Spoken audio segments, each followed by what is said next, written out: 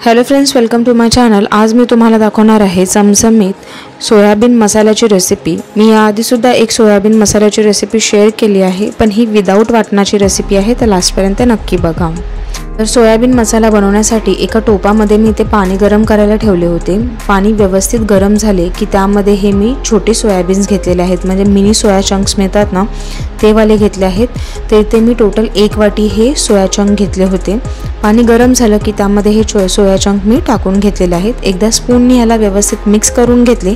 गॅसची flame medium ठेवली आणि त्यानंतर असं जेव्हा एकदम असं झाग सारखं येईल आणि सोयाबीन एकदम शिजली जातील ना, तेव्हा गॅसची फ्लेम बंद केली। सोयाबीन स्वच्छ धुवून घेतले आणि त्याला व्यवस्थितपणे पिळून घेऊन साईडला ठेवून टाकले। आता मी एक वाटण तयार करून घेतलं। वाटणासाठी ते मी 7 ते 8 लसणाच्या पाकळ्या घेतल्या आहेत, 1 इंच अद्रकचा तुकडा आणि 1 मुठी कोथिंबीर घेतली आहे।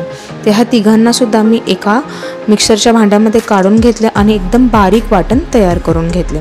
आता तयार केलेले बारीक वाटण एका प्लेटमध्ये इथे मी काढून घेतलेले आहे। आता हे वाटण छान प्लेटमध्ये काढून घेतल्यानंतर पुढची तयारी करून घ्यायची आहे। तर पुढच्या तयारीसाठी एका टोपामध्ये मी इथे 2 ते 3 चमचे तेल तापत ठेवले। तर इथे मी टेबलस्पूनच्या अंदाजे 3 टेबलस्पून तेल घेतलेलं आहे। जर का तुम्ही पळीच्या अंदाजे घेत असाल तर 1 पळी तेल घ्यायचं आहे। तेल व्यवस्थित तापलं की त्यामध्ये स्लाइसेसमध्ये कट केलेला मी कांदा टाकून घेतलेला आहे। कांदा छान गुलाबी रंगाचा होईपर्यंत मी कांद्याला तेलामध्ये मीडियम फ्लेमवरती फ्राय करून घेतलेला आहे। कांदा इथे हलका गुलाबी रंगाचा झाला की जे वाटण मी तयार करून घेतलं होतं ते वाटण टाकून घेतलं आहे याच्यामध्ये। तर इथे मी अद्रक, लसूण आणि कोथिंबीरला वाटलेलं होतं।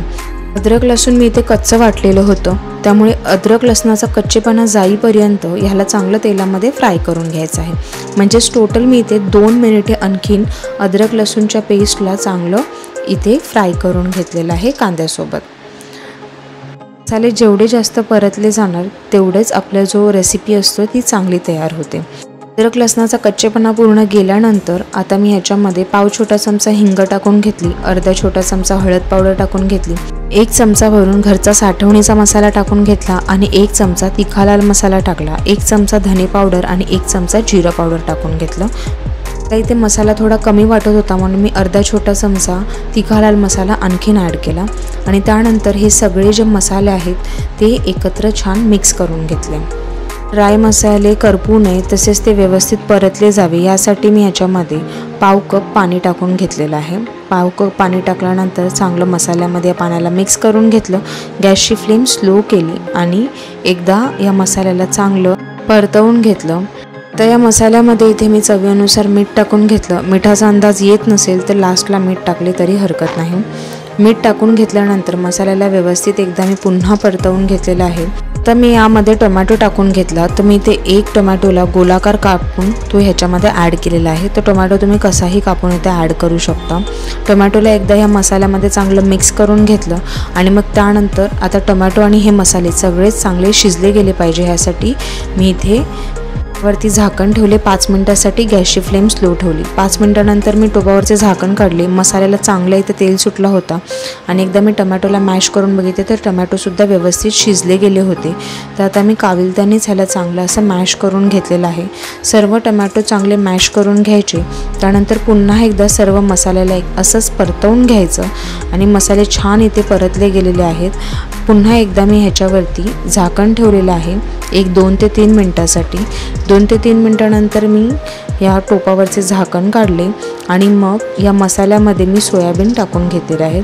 तर सोयाबीन जे मी पाण्यातून काढले होते त्याच्यानंतर त्याला 2-3 पाण्याने स्वच्छ धुवून घेतले आणि त्याच्यात सर्व पाणी हाताच्या मदतीने पिळून काढून घेतलं आणि सुके सोयाबीन इथे ॲड केलेले आहेत। सोयाबीनमध्ये अजिबात पाणी राहता कामा नये, नाहीतर ते एकदम असे सॉगी होतील।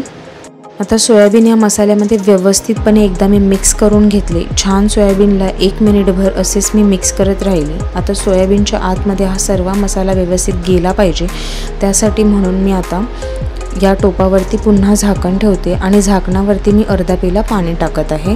अर्धा पेला पाणी टोपावरचं चांगलं गरम झालं पाहिजे। पाणी चांगलं गरम झालं ना की मग ते गरम पाणी मी या सोयाबीनच्या मसाल्यामध्ये टाकून घेणार आहे। एकदा मी या भाजीला मिक्स करून घेतलं आणि मग त्यानंतर ह्याच्यामध्ये मी तो जे पाणी आहे ते टाकून घेतलेलं आहे।